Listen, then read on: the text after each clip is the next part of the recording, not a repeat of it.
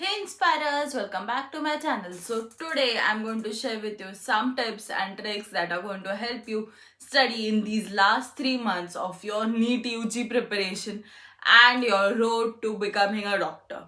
NEET UG 2024 is on 5th of May and today is the 5th of February.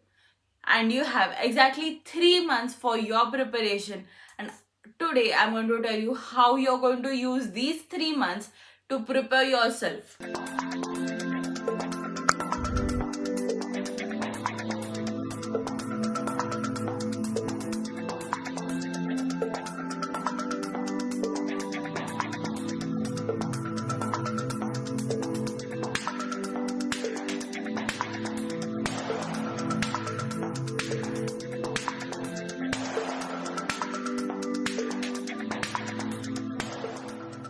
When I was about to prepare for my exam back in the year 2019, I didn't know that I didn't get the proper guidance until and unless I got the less amount of marks that wouldn't get me into a medical college in India.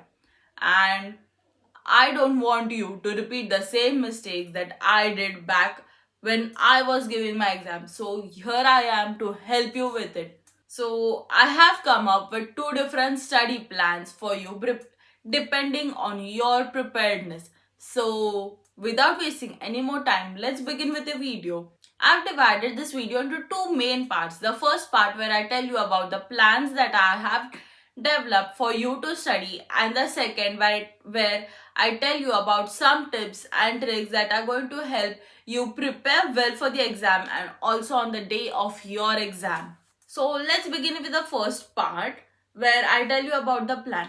So this part again I have divided into two more parts. Part A for the people who have prepared about 50 to 75% of their syllabus, and second where the students have prepared about 75 to 100% of their syllabus. Now you may be wondering why I haven't mentioned about the students who have prepared less than 50% of the syllabus. So in my opinion, what I think is, if you haven't completed about 50% of your syllabus, you aren't that serious about your studies, and I think that it is very much difficult to study a lot, because in the end months you will need a lot of practice to solve the questions, MCQs, give mock tests, revision and everything. And with more than 50% of your syllabus pending right now at this point of time, I think that only a miracle is going to help you. Now let's come back to the point A, where the students have prepared about 50 to 75% of the syllabus. Remember that it is the concept that matters, it is not the portion. Be it that you have completed only 75% of the syllabus, but you know each and every concept, you know how to use your knowledge in your day-to-day life or in the MCQs that are going to be there in your question paper. You are more than well prepared for it. So how are you going to divide the last 3 months is into two parts, the first month and the 2 months. It is going to be separate. So now let's come to first month. What you're going to do in the first month is take about 15 to 20% of the syllabus and revise that. Clear out your concepts, clear these concepts, and strengthen the weak points that you haven't missed out in the past. So you are more than well prepared and everything. And the last 2 months you're going to divide as first 15 days and the next 45 days. In the first 15 days, what you're going to do is, for the topics that you have missed uh, and the topics that you haven't got the time to prepare that well, you're going to take those topics and take the high yield question for those topics. Check out the weightage, check out the previous year questions and solve those. And while solving those questions, what you're going to do is take each and every question, check out what is the answer, why is that point only the answer, and how you can reframe that question to get any other answer from the given set of answers. So you're not only preparing one question, but you're preparing four while you prepare actually one question. And in the last 45 days, what you're going to do is revise, review, retest, reanalyze everything. And you should make it a point to give at least one mock test each day. And the timing for you to give that mock test is going to be from 2 o'clock to 5:20, because that is the time when you have your exam. And when you give the test for a month every day without missing even one single day, you are going to increase your alertness on the day of exam. Remember to give this test that you're giving every day without any distraction. Inform your friends and family a while before you sit down to give the mock test, so that they aren't there to distract you. So this was for the students who have prepared about 50 to 75% of their syllabus. What are you going to do if you have completed 75 to 100% of your syllabus? Sleep? No. Wait, I'll tell you what you are going to do. So the 3 months you're going to divide as one, and 1 month. In the first month, what you're going to do is revise everything, strengthen your weak topics, give more time for the topics that you aren't well versed with. And also remember to revise the volatile topics every 5 to 6 days, so that those topics get fixed into your brain. Form your own tricks to remember some things that you forget quite easily. In the second month, what you're going to do is revise each topic again. Make it a daily routine for yourself. Revise n number of topics each day, and after you finish revision, take up the MCQs for that topic and solve each and every one of them. This is going to help you to retain that information better. And in the last month, I know that the last month is full of stress, full of anxiety, and the most difficult month. But you have to keep yourself motivated and on track. You should at least solve one mock test, if not two.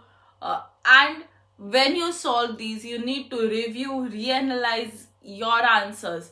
Check out what questions you are getting wrong every time and strengthen those topics. Check out what topics are easier for you and you can score out of on those topics. And for the topics that require more effort, work on that. So this was about how you're going to plan your studies. I know that I haven't mentioned how to study each and every subject, because it's been a quite long time that I haven't studied physics, chemistry and biology, so I don't remember it that well. But I can help you with some tips that I use even now. So in the further part of the video, which is the most important, is going to help you study with enjoyment and prepare you well, and also help you on the exam day. So let's begin with these tips. The first is to take adequate rest. A lot of people will tell you to study 10 hours straight, 12 hours straight, but you need to listen to your body. Give it some rest. Now, I'm not saying that go sleep, but what I am saying is listen to your body. Give it the required amount of rest, because even your health is important. Tip number 2. We know that the summer has already started in India. So you need to keep yourself hydrated. Keep a bottle of water with you while you study, and also a juicy fruit cut beside you, so that you don't have to get up from your study table or your study area and get distracted just to hydrate yourself. And that is going to reduce your distractions. Tip 3 is to avoid distractions, be it your friends, family, mobile, anything. Avoid any kind of distraction. Avoid any kind of distraction that is going to lead to decrease in your productivity and add up to your laziness. I know that a lot of friends of yours who have chosen a different career path are enjoying and having the fun of their lives. But you need to remember that why you had chosen this path in the first place, because the struggles of becoming a doctor wasn't unknown to you when you chose the path. And you also need to know that after the exams, you get plenty of time to enjoy yourself, and that time is going to be the most boring time of your life because you won't have a lot of things to do. Tip number 4 is to have a schedule. Have a schedule that suits you best. Study when your attentiveness it is at its peak so that whatever you study is beneficial to you. But what I recommend is to sleep early and to wake up early so that your body is in a proper circadian cycle. And also, I think that you should have a weekly schedule for yourself, and this weekly schedule can change depending on what week you are in, because some weeks you may have a lot of classes or be it your board exams or anything, so the amount of studies is going to change for you. But you need to keep in mind that you have to study for n amount of hours every day. Fifth is to read NCRT. I can't emphasize enough how important it is to read NCRT. What I may say is that you don't read any of the books that are there out, but read NCRT and nothing else. Sixth is to give tests. Form MCQ tests for yourself. Revise 5 to 6 chapters and make a set of questions that are going to be potentially there for that exam, and from that chapters that you have revised. Seventh is to stop comparing. Stop comparing yourself with your friends, how prepared they are or how long they study.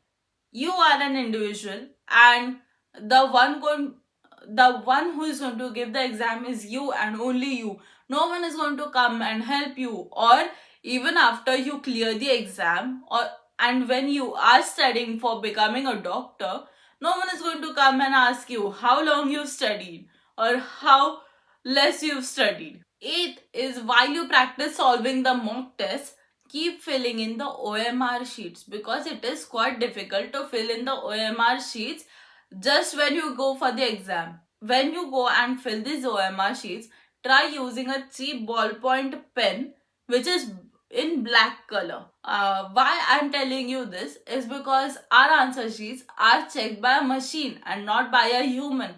So, any wrongdoings while filling the OMR sheet is going to cost you 5 marks. The 4 that are negative and 1 that you have attempted. Ninth is to review previous year questions. Back when I had given my exam, the frequency of questions with match the following were a lot less. But last year, the amount of questions based on MCQ match the followings was quite higher. So review the questions each year and practice accordingly. So this was about the 3 months that you are going to prepare. But what about the exam day? First is to be confident. You need to remind yourself that you have given your 100% and nothing is going to change that. Keep yourself calm and don't panic. Second is to remember that it is not compulsory to attempt all the questions. Because if you mark one wrong, you lose 5 marks. So, if you don't know something or you aren't sure about it, don't attempt it. Because that was a mistake that I did. I know it is quite tempting to mark more and more questions because you have more time. But if you do that, you are losing 5 points. 3 is to use your time carefully. Divide your time for each subject, and this division should be done beforehand. You know how much time you require to prepare to solve for one subject. So divide your time accordingly and don't rush. Use that time whatever you have decided and don't give any more than the required time, because then you wouldn't be able to complete your paper, and that is going to cost you more than what you are doing now. Fourth is to don't read the question paper beforehand just after it is given to you, because what I think is that when you read the whole question paper in the beginning, your mind starts working in all the different directions, and when it comes the time to actually solve one question at a time, your mind will still be wondering. But your mind will still be wondering, and you will get confused while solving that question. So, take your own time, read one question at a time, solve it, and then go further. So, these are a few tips and tricks that I wanted to share with you today. I hope that these tips help you and you have a great time studying.